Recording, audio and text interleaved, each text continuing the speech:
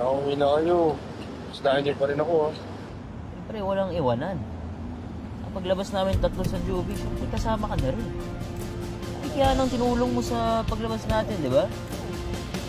Saka mga tol, peace na lang. Makakauwi na tayo!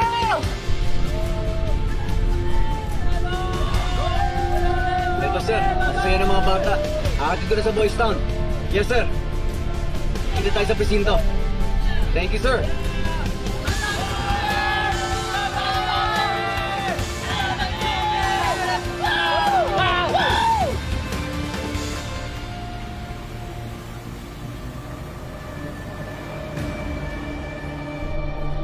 Hello.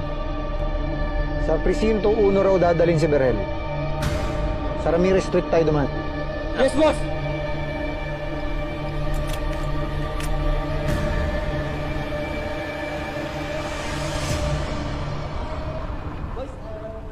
Hi, Ma'am Banji!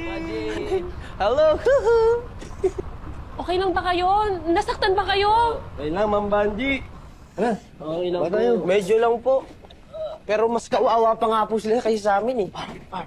Na ang ibig sabihin po ni Dagol na okay lang po kami. Siyempre ako kasama ko namin si Rian, hindi niyo kami pinabayaan. Mabuti naman. Nasabi na sa akin ang mga nangyayari dito. Kung hindi dahil sa inyo, hindi namin malalaman ang modus ni Berhel at sabwatan nila ni Miss Cholo. Swerte kayong apat at hindi kayo natulad dun sa isang kasama ninyo. Delikado yung ginawa ninyo. Dapat sa pulis o kaya sa akin lang agad kayo humingi ng tulong. Sir, pasensya na. May emergency situation lang eh. Kailangan ko magdesisyon. Saka isa pa sir, may authority ako para gawin yun. Anong authority? Di ba instructor ka lang dito sa Boys Town? Eto po sir.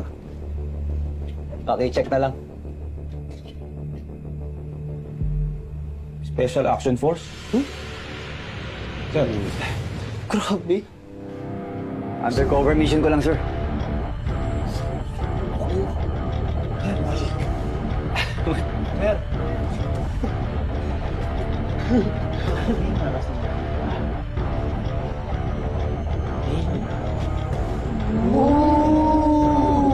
Special Action Force.